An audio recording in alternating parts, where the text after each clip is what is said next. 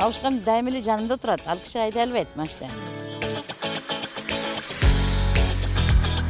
Мен кеттим үйгө, өчпөй казым дедим. Мына жака салып койсом дагы бияка бурулуң дейт да. Кайтпай мен үйгө кетишим керек. Чалым күтүп калды. Караңгыда урушат эми барбасам дейм да. Үйдө ишини кылып отурбайбы дегендер болуп атат. Ага да ыраазымын.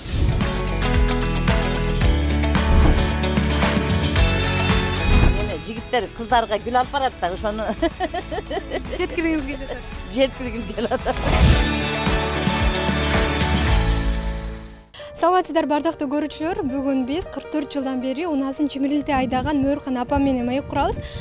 Биз ушул жерден жолугабыз деп сүйлөшкөн болчубуз. Анда эмесе чалып коеюн, келип калды болуш керек.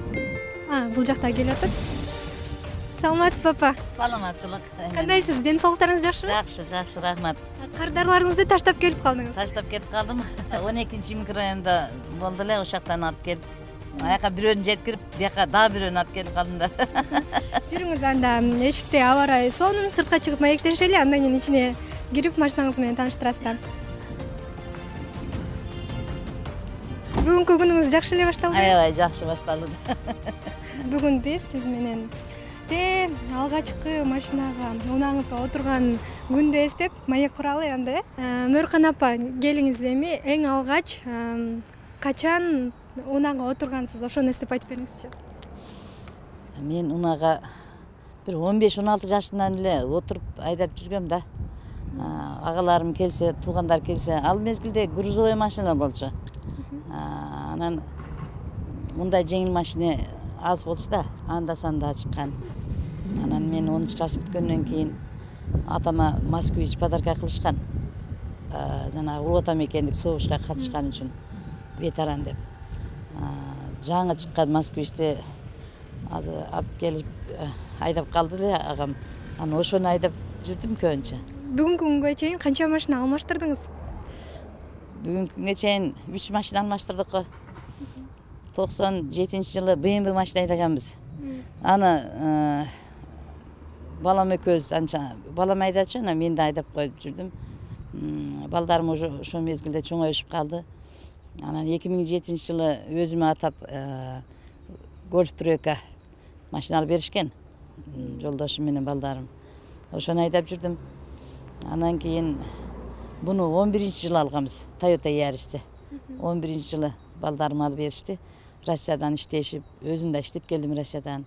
Келгенден кийин анан машина айдап жүрүңүз деп алып беришкен. Уна айдагандар, мырзалар болобу, айымдар болобу, машинасын бир ат коюп, эркелетип коюшат экен да. Сиздин машинаңыздын аты кандай? Анан кантип эркелетесиз? Мен машинемди ак көпөлөк деп коем го. Ак көпөлөк деп коем.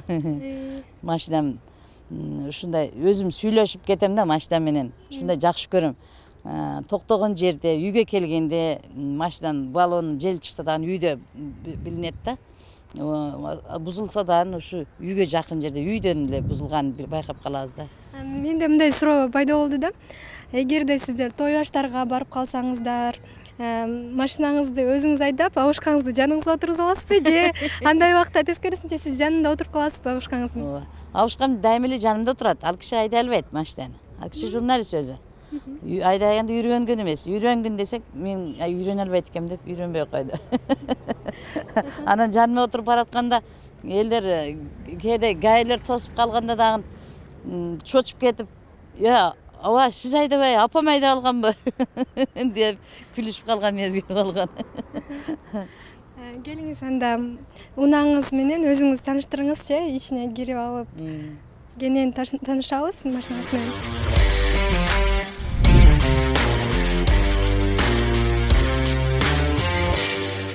Бул машинам Toyota Yaris Verso деген аты. Буну 11-жылы сатып алганбыз. Өзү 2001-жылкы машина экен. Мен ушудан бери айдап жүрөм. Атын болсо ак көпөлөк деп койгом. Каерге болсо барып келебиз. Бул машина менен Өзбекстанда болдук, Тажикстанда болдук, Казакстан, Кордай, Түркстанга чейин барып келдик да. ошол жактарда дагы бузулуп аптыр машинам, тооба кылдым. Ошого сүйүнөм да. Келгенден кийин гайлер да тоспоптур мени. Ошончо жерлерде жүрдүм, такыр гай тоспоптур. Кандай тоспойт экен? Ой, тоскондо эмне дейт элем деп анан ушак келгенден кийин коркуп калып атпайбы ойлонуп. Эсиме кирген экенмин да деп коем өзүмдү өзүм. Эми эч жолдо калтырбадым машинам, ушундай жакшы. Сизди биз интернет тармактарынан көрүп калдык да, машина айдап баратканыңызды. Анда жолуңузду мындай салынып алгансыз, Анан чоң апа машина айдаса, анан биз кантип үйрөнбөй коебуз, үйрөнүшүбүз керек деген жаштар да чыкты да. Анан такси кызматына кантип келип калдыңыз? Ошону айтып бериңизчи. Буяга кызык аябай. Такси кызматына мен ойлогон эмесмин. Такыр бир таксист болом деп ойлогон эмесмин. Анан эле бир күн айдап чыксам, машинамды гай болуп иштеп пенсияга чыккан кайным бар эле. Ошо кайным жеңе коллега болойлук деп айткан болчу да мурда. Анан эле эмне монтет экен деп эле көңүл бурбай кеткем. Анан эле көрүп калган жерден жүрүң жеңе деп эле офиске алып барып калды да. Алып барынан неме дейт. Манека таксилер бияка келет да, өзү таксисттер келет бияка деп эле алып кирди. Документин бериңиз деди, берсем эле замат эле регистрация кылып койт экен да. Болду, кеттик иштейбиз дейт. Эми мен таксист болот экенмин, болот экенби, болбойбу деп эле анан күлүп кеттик да, анын баарысак эле немени мына эмелерди отургузуп берди, телефон койчуларды коюп. Анан кеттик деп эле бир клиент чыга калды, жандырыш эле. Ол клиентти алып барынан токтогон жерде эме токтой электе эле баягы жеткич эле дагы бир клиент бербейт экен да. Аны басың, мынаны басың деди. Телефонда баса койсом эле андан кийин ал заказ бүттү, заказ алдыңыз деди. Анан барып баягы клиентти түшүрдүк. Анан кайным түшүп калды. Өзү да эми иштей бериңиз жеңе дейт. Токтотканды үйрөтпөптүр да. Токтотушту билбеп сурабаппын дагы. Анан заказдарды алып бердиңиз. Заказды алып кеттим. Алып келсем баягы оң жака, сол жака бияка бурулуңуз деп эле ушундай жакшы айтат экен да. Ушундай өзү көрүнбөй эле сүйлөй берет экен. Ой тооба, жакшы экен, бул мага жагып калды дедим да. Кечке чейин иштей бердим да. Иштеп жүрүп чай ичкен, обедти да унутуп калыпмын. Ой, анан токтотканды үйрөтпөсө болбойт экен да, үйрөнбөдүм да. Анан жанагы токтой эле берип атат, 1 минутта бош койбоду да. Кечке чейин. Анан кийин акырда коем, караңкыды кетейин десем, дагы баягы келин экен, эже келиң, мен күтүп атам айтты вокзалда дейби, ана вокзалда болчу. Күтпө мени, өчүрүп койчу нарка, отмена деген жасап кой, өчүр десем де, ой, мен өчүргөндү билбейт экенмин деди. Мен да билбейт аны.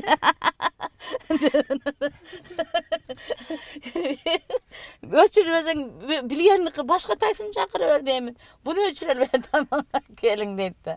Анан үйгө кой, мен кеттим үйгө, өчпөй калсын дедим. Манаяка салып койсом дагы бияка бурулуң дейт да. Кайтыңыз дейт. Анан кайтпай мен үйгө кетишим керек. Чалым күтүп калды. Караңгыда урушат эми барбасам дейт да. Анан үйгө барсам, эме ушу караң кирип, чалым отуруптур. Немеде, кухняда отуруптур. Анан кампир деди, неме дейт? Бир күндө ушунча акча тапсаң жакшы экен да, иштей бер. Канчаны таптыңыз? Бир күндө канчаны таптыңыз? Биринчи кардарды алган. Ошо 1000 сомдон ашык 1800 экен. Ушундай болду окшойт да. Анан кийин майда чүйдө 50 сомдук, 20 сомдук ушундай эле анан иштей бер, сага жооп бердим деп койду да. Анан мен айтым, жооп бербесең да иштей турган экенмин. Иштейм мен муну. Кызыктуу болот экен дедим, Жаштар таза кызыгышып, апа, сиз иштеп атасыз, дешип, бардыгы таңыркашып, мунун механиканы көрүп алып, мына механик айдайсызбы апа деп дагы чотушуп. Анан не дейт? Ой, бизге мотивация берип атасызбы апа дешеттер. Анан бирөөлөр болсо, ой, настроениям көтөрүлүп кетти апа сизди көрүп дешет. Бардыгы сүйүнүп чыгышып атат да. Биринчи эле күнү мен ошончолук иштегениме сүйүнүшүп атса, абдан жакшы экен, мен иштей берем дедим. Бардыгы сүйүнсө, мен да сүйүнүп атам. Мен деген элге кызмат кылышым керек энди буну менен. Анан кийин Кудай үчүн да кызмат кылыш керек да. Кудай үчүн бардык адамдар сүйүнүп атса, Менен ыраазы болуп сүйүнүп атса абдан жакшы болот экен. Пайдалуу иш кылып атат экен. Пайдалуу иш кылып атат экен дедим да. Настроениелер көтөрүп алса жакшы да. Баардык адамдар дулдуй эле жүрүшөт. Дулдуйбай күлүп жүргүлө дейм да. Күлүп жүргүлө жүдө жакшы экен.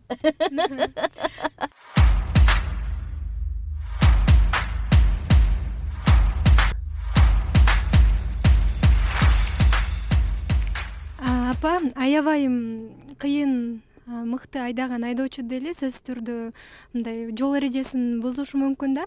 Сизде ошондой учурлар болгонбу? Анан маек кызматкерлери сизди токтотуп калганда алардын реакциясы кандай болот? Ооба. Жаңылбас, жаак, мүдүрлүбөс, туяк болбойт дегендей адашкан мезгил болот экен, болбой калбайт. Шаарда жүрүп адашканымда неме болду. Бир жаңы иштеп жүргөнүмдө бир орус аял тез дароо мынаяка бурулуңуз, мынаяка деп эле айтып калды да, бияктан мен деп. Шашып атабыз аябай десе эле, шашып атат экен деп эле, шак эле светофорго карабай эле бурулуп кетиппин да. Светофорду карабай жакын жерде турган экенмин, мынаяка бурулуңуз деп бурула кетиппин да. Карасам кыпкызылдап өтүп кетиппин. Бурулсам эле гайлер туруптур да. Анан апа дешип турат да. Айленайын да. Карасаң мен ушундай туура эмес кылып койдум. Шашып кеттим да. Неме шашылып тез келиң десе эле бурула калыппын. Айланып кетейин. Кел эми штраф кыласыңар, кылгыла эми штрафыңарды. Өзүңүз сунуштадыңыз. Жазып бергиле дедим да. Десем анан апа сизге кандай таксовет кылып жүрөсүз дейт. Ооба таксовет этем деп Яндексти айдап атам да дедим да. Десем бияктан бирөөсү көрүп алып, ой, механик айдайсызбы апа? Ойбой, сиз жашыңыз канча деп эле сурап кетти да. Анан жашым дагы 60тан аштым да дедим да. Деп ошентип атсам күлүп атабыз да, күлүп атам, өзүм аябай күлгүм келип атат да. Ушундай нарушение кылдым деп өзүмө уят болуп кеттим да. Уялып кеттим эле. Бол эми канча штраф десеңер төлөйм да эми. Азыр десеңер азыр төлөп коем деп атам. Десем, апа, коюңуз эми биринчи жолу кечирелик деди да. Кечиримдүү болсун сиздик. Эми мындай кылбаңыз, шашпай эле айдай бериңиз деди. Макул, эми шашпайын деп. Анан кеттим. Анан өзүм шашымамын да. Өзүм катты айдайм. Узак жолдо жүргөндө нарушение неме болот да. Скорость. Ушу катуу айдап түшүп калам кайга. Жолдошум биякта отурган болот да. Анан Баткенге кетип атканыбызда айныкса 1-2 жолу түшкөм да. Энди апаңар ушундай айдайт да деп коюп отурат чалым. Анан мен болсо эми тезирээк жетелик деп атабыз да үйгө. Убакыт болуп калды. Караң киргиче жетип алайын деп атам деп анан күлүшүп калдык. Анда дагы болуптур апа, акырына кайдаңыз дешип калыштылар. Анан правамды көргөндө эле уялып кетебиз да сизден. Праваңызды караңыз, сиз азаматсыз. Сиз көптөн бери стажыңыз неме экен? Көп экен. Шашпай айдаңыз деп ошентип коюшат да. Ушундай болгон күндөр болду. Анан кийин эми нарушение болгондо өзүм түздөм, уялып кетем, өзүмөн өзүм уялып кетем нарушение кылгандачы. Такси кызматында иштеп баштаганда биринчи жумаңыз бир мындай кызыгып, мындай жоопкерчилик менен өтөт болуш керек Ооба да. Анан кандай байкындай толкундоолор болду беле ошол күндөрү? Толкундоолор болгон жок. Мен аябай сүйүндүм. Каяктан бу кайным киргизип койду, айланып кетейин, өмүрү узак болсун. Мен ушу элге өзү дайыма эле элге кызмат кылып келдим, Кудайга шүгүр. Мен атам айтчу, балдарым, кыздарым элге кызмат кылгыла, жерди сактагыла деп. Атам улуу атам экендик согушта 5 жыл согушуп келген экен да. Согуштан ошентип көзүгө ок киргенде операция жасашыптыр да. Жасап баштагы окторду алып, көзүдө жок да эми. Мындай кыз көзүн байлап жүрчү. Бир көз болуп эле калды да.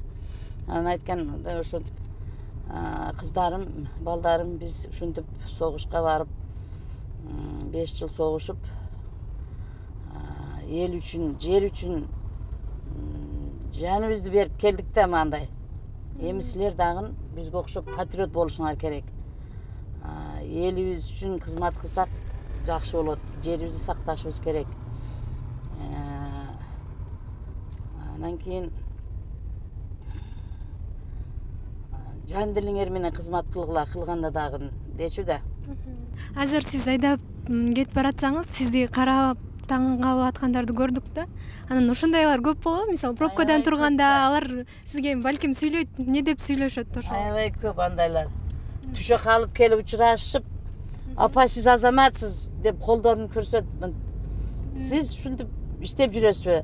Сиз такси айдап атасызбы дешеттер. Анан машинасын иштеп отуруп деле апа деп айнегин ачып алып колдорун көрсөтүп, сиз азаматсыз, мыктай деп. Ыраазымын элге. Ушу элдер үчүн кызмат кылайын деп, ушу элдерди сыйлаймын. Ушинтип чын жүрөгүмдөн иштейм иш кылып, эл үчүн. Мен акча үчүн келгем жок. Чын жүрөгүмдөн ушу элге кызмат кылайын деп эле иштеп жүрөм да. Балдарым болсо, коюңуз чапа, уятпы, элдер медейт дешип башта неме кылышты. Небересин карап отурбайбы деген эми элдин оозунда элек чоктоп коет го. Анан ошондой деле сөздөрдү, пикирлерди угуп каласызбы? Угуп атам. Неме комментарийлерде жазышыптыр. Неберени жытын жыттап эле үйдө ишин кылып отурбайбы дегендер болуп атат. Ага да ыраазымын. Алар да акылуу да айтканга. Билгенин айтыш керек да, айтат да. Андан кийин жакшы азаматсыз дегендер, рахмат дегендер толтура. Кудайга шүгүр. Жакшы. Апа 44 жылдан бери унаада отуруп келем деп калдыңыз да, анан кандай кызыктуу окуяларга туш болгонсуз? Аябай кызыктар көп. Айтып бериңизчи бирөөсүн эстеп. Эме иштеп баштаганыма бир жума болгондо бир бала келип калды. Заказ берген экен. Алдыга токтопмун да, мынайтке алдыга эле токтоп калдым. Ал ким экенин билгем жок. Клиент экенин да билгем жок. Келип эленен кийин, "Апа, сизби такси?" дейт. "Ооба, мен." Десем, деп эленен отурмайт экен деп коем го. Чочуп кетти. Отурмайт экен десем, отура калып атат.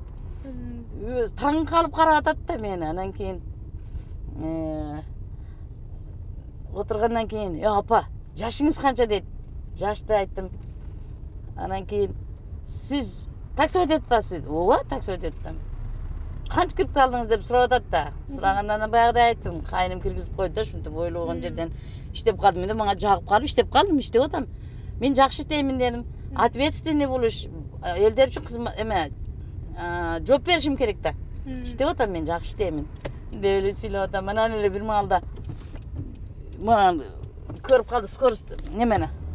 Механик экенин билип, "Апа, механик айдап атасыз?" деп дагы таң калды да. "Ой, тоба, механиканы айдап жүрүш ушу жашта?" дейт да. Анан, "Ооба, айдап жүрөм. Союз мезгилде механика болгон да, ошондон бери айдайм да." Дедим. Анан канча жылдан бери деп сурайт. Ушу 79-жылдан бери дедим.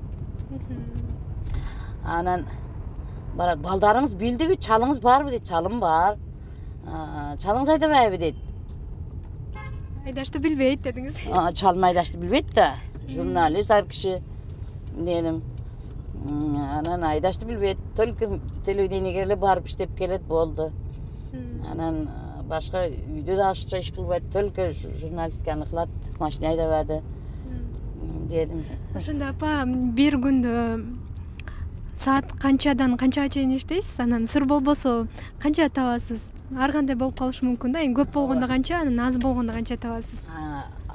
Неме, мисалы үчүн саат 7-де чыкчумун да баштап. 7-де неберемди мектепке жеткирип, анан ошондон ары иштеп кетчүмүн.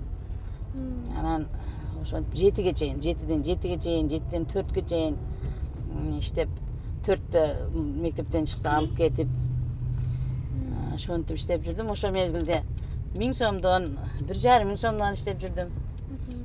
Майрам күндөрдө 1800. Эң жакшы иштегеним 2000ден деле таап койдум. Аябай катыр берилип иштеген. Көрөк иштесем, атак жакшы 1000 сомдон ашык табам, жок эмес. Аялдардын эл аралык майрамы келип атпайбы 8-март? Анан ошол күнү эс аласызбы же ошол күндө иштейсизби? Ошол күнү иштегим келип атат. Жаштарды неме, жигиттер кыздарга гүл алып барат да, ошону жеткиргиңиз келип атат. Жеткиргим келип атат. Бардығыны құттықтағым келді қыздарды, аялдарды, апаларды дегендей құттықтап, бардығы шыққан клиенттерімді бардығыны құттықтап тұрып, жеткізіп қояйын деп атам да. Анан апа, эми өзүңүз тууралуу сүйлөшөлү. Канча балаңыз бар, канча небереңиз бар? 5 балабыз бар. Жолдашым экөөбүздүн. 3 уул, 2 кыз. Балдарыбыз Кудайга шүгүр жакшы тарбияладык деп ойлойм, өзүбүзгө жагат. Тартиптүү, имандуу, мээрбан, кичипейил балдарыбыз, кыздарыбыз. Кудайга шүгүр. Бизди карап турушат, сөзүбүздөн чыкпайт. Келиндерибиз да жакшы. Кабылы келиндерибиз жакшы, ыраазымын. Бирөөдүн баласы болсо дагы бизге келип жакшы келин болуп, биздин чайыбыз кайнатып дегендей, биздин кызматыбызды кылып, эмне керек болсо таап берип турушат. Биз эми балдарды акча бер, буюм ал бер дебейбиз, өздөрү билип алып беришет керектүү нерсени. Так, жетерлик, Кудайга шүгүр. Анан мага окшоп машинаны жаңы үйрөнөм дегендерге же үйрөнө албай аткандарга кандай кеңеш берет элеңиз? Немени шопурлук правага окуганда туура жакшы окуш керек да. Көңүл буруп, Көңүл буруп жакшы окуш керек, түшүнүп окуш керек да. Анан правиланы жакшы үйрөнүп, вождениени көбүрөөк кылса айдап кетет. Мага айдаганды үйрөтүп бериңиз, үйрөтүңүз дегендер көп чыкты кыздарчы, кыздар, келиндер. Аны мен үйрөтө берем, бирок биринчи күндөр, экинчи күндөр айдаганга буякта ашча тормоз болуш керек да. Андай жок. Ошон үчүн мен шаарда силерди үйрөтө албайм. Только ошо окуган жерде жакшы үйрөнгүлө. Мөркан апа, бүгүн сиз менен аябай сонун маек болду. Майрамыңыз менен куттуктайм. Ар дайым өзүңүздүн хоббиңиз менен алектенип, бактылуу карылыктын доорун сүрүп жүрөңүз. Убактыңызды бөлгөн үчүн сизге чоң ыраазычылык билдиребиз. Анда сизге эркин микрофон. Рахмат. Силерге да рахмат. Силердин дагы иштериңерге Кудайым ийгилик берсин. Өмүрүңөр узун болсун. Бактылуу, таалайлуу болгула. Эл үчүн кызмат кылып жүрө бергиле. Не дейбиз эми? Мына биздин аялдардын майрамы да келип калды. Кыргыз элиндеги бүт апаларды, эжелерди, кыз келиндерди бардыгын ушул майрам менен куттуктаймын. Аялдарды майрам менен чын жүрөгүмдөн куттуктаймын. Бардыгына ден соолук каалаймын, узун өмүр каалаймын. Келечектери кең болсун. Ойлогон ой максаттарын берсин Кудай Таалам. Заманыбыз тынч болсун. Сизге заказ келип калды. Келип калды, заказ болуп калды. Через 100 метров поверните направо, а затем поверните налево. Мөркан апа, анда сиз өзүңүздүн жолуңузду улаңыз. Ишиңизге ийгиликтерди каалайбыз. Бүгүнкү күнүңүз аябай сонун өтсүн. Биз түшүп калалы анда. Рахмат, жакшы баргыла. Рахмат, жакшы барыңыз. Урматтуу телекөрүүчүлөр, бүгүн биз 44 жылдан бери өзүнүн хоббиси менен алектенип келген 65 жаштагы Мөркан апа менен маек курдук.